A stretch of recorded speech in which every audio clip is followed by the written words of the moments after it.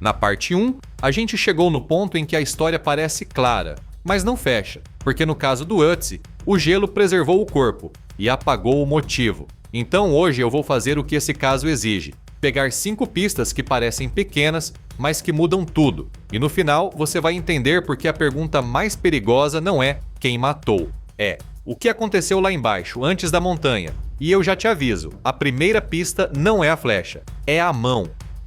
Vamos começar pelo detalhe que derruba qualquer romantização desse caso. A mão direita. Ötzi tinha um corte profundo. Não é aquele machucado bobo de trilha. O padrão é compatível com um conflito recente. E quando uma lesão dessas aparece junto de pressa e subida em altitude, ela funciona como um carimbo. O problema não começou no gelo. O gelo foi o último capítulo. E aqui a pergunta é simples. Como esse corte acontece? Existem 3 cenários que fazem sentido. Primeiro, defesa. Mão levantada para bloquear golpe, segurar uma lâmina, empurrar alguém. Segundo, luta corpo a corpo. Aquela ferida que aparece quando 2 pessoas se agarram e a mão pega no que não deveria. Terceiro, acidente durante fuga.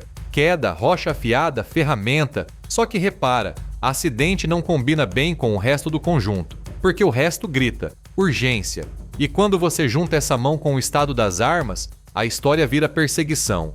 Agora entra o arco e o conjunto de flechas. Isso é um dos pontos mais reveladores do caso, porque equipamento de caçador não é só arma, é planejamento. Só que aqui tem uma coisa estranha. Há sinais de que aquilo não estava no estado ideal, incompleto, interrompido, como se algo tivesse sido largado pela metade. E um homem experiente em ambiente alpino não costuma subir para uma passagem perigosa com equipamento pela metade se estiver seguindo um plano normal. Então, a pergunta muda. Se o arco e as flechas não estavam perfeitos, isso significa o quê? Pode ser pressa. Ele pegou o que deu e saiu. Pode ser perda. Ele deixou algo para trás durante uma fuga. Pode ser interrupção. Alguém o obrigou a se mover antes de terminar a preparação. E todos esses cenários apontam para a mesma direção. Houve um evento que quebrou a rotina, algo que o tirou do plano e jogou ele numa sequência de decisões rápidas. Rapidinho, se você curte mistério com evidência real, se inscreve, porque o caso do Ötzi não é lenda, é uma cena de crime congelada. E agora vem a pista que deixa isso ainda mais estranho. Agora vem o machado de cobre. Muita gente trata isso como curiosidade tecnológica, mas aqui ele serve como outra coisa, comportamento humano. Porque se o machado era valioso, ele vira uma pergunta psicológica. Por que ficou? Se houve um ataque, por que o agressor não pegou? Se foi roubo, por que abandonar o item mais óbvio? Se foi perseguição, por que não recolher nada depois? Existem algumas respostas possíveis, e nenhuma é confortável. A primeira, o agressor não podia se aproximar com segurança. Clima virando, terreno ruim, risco de cair, risco de ser visto. A segunda, a intenção não era roubar, era garantir que ele não voltaria. A terceira, falta de tempo. Se o ambiente fechou em segundos, a prioridade vira sair vivo. Mas aí você percebe a tensão central. Quanto mais você tenta explicar por que o machado ficou, mais você aceita uma possibilidade. Alguém atacou e foi embora rápido. E isso joga a história para a próxima camada. O que exatamente aconteceu no momento da flecha? Porque aqui, a flecha não é detalhe, é a peça que transforma tudo em crime. A flecha é a peça que transforma tudo em caso criminal, porque ela tira o caso do campo do acidente. Só que ainda existe uma disputa em torno de uma palavra: tempo. A versão mais comum diz que a flecha atingiu uma região crítica e que a morte pode ter sido rápida. Faz sentido. Mas existe outra leitura possível: incapacitação primeiro e o ambiente terminando o trabalho depois. E esse detalhe muda completamente o filme mental. Se a morte não foi instantânea, você abre um cenário muito mais inquietante. Ötzi poderia ter tentado se mover, caído, se escondido, perdido coordenação, entrado em choque. E aí o frio deixa de ser cenário e vira arma. Uma arma perfeita, porque ninguém precisa finalizar, o ambiente finaliza.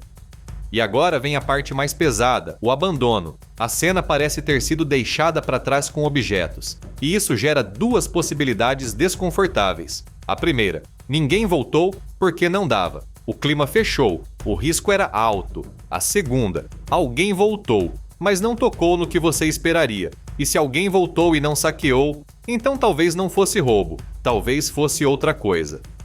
E agora, a parte que parece menor, mas pesa muito: o estômago. A refeição encontrada não é leve, é energia, é densidade. Isso não combina com alguém se despedindo do mundo, combina com alguém tentando aguentar mais uma etapa. E aí a pergunta vira quase cruel: se ele comeu para seguir para onde? Dá para considerar 3 leituras. Primeira, ele estava se preparando para atravessar uma etapa longa. Segunda, ele estava repondo energia depois de um conflito, antes de continuar fugindo. Terceira, ele estava tentando voltar, porque fuga nem sempre é avançar. Às vezes é retornar por um caminho improvável. A comida, nesse caso, não é curiosidade, é sinal de intenção. Ele ainda tinha plano. E é aqui que o caso fecha do jeito mais honesto possível, porque isso derruba a última explicação fácil: ele só se perdeu. Gente perdida não para fazer uma refeição densa pensando no próximo passo. Isso é alguém tentando aguentar mais uma etapa. Então junta tudo sem inventar nada. A mão sugere conflito antes da subida. O equipamento sugere pressa e preparação interrompida. A flecha confirma ataque, não acidente. E a comida prova intenção de continuar. Agora vem o detalhe que amarra tudo. Se fosse roubo, o machado some, mas ele ficou. Então o cenário mais provável não é assalto, é conflito humano. Alguém queria que ele não voltasse. Para mim, a conclusão é essa: Ötzi entrou em conflito lá embaixo, subiu tentando escapar ou atravessar, parou o suficiente para se alimentar e foi alcançado. O gelo não matou Ötzi, o gelo só guardou a prova. E eu te deixo com a pergunta final: se não foi roubo, quem do mundo dele teria motivo para caçar ele até ali? Se inscreve no canal porque aqui a gente trata mistério como investigação, fato, evidência e a pergunta que ninguém quer responder. E se esse caso te deixou encucado, comenta tua teoria: vingança, perseguição ou acerto?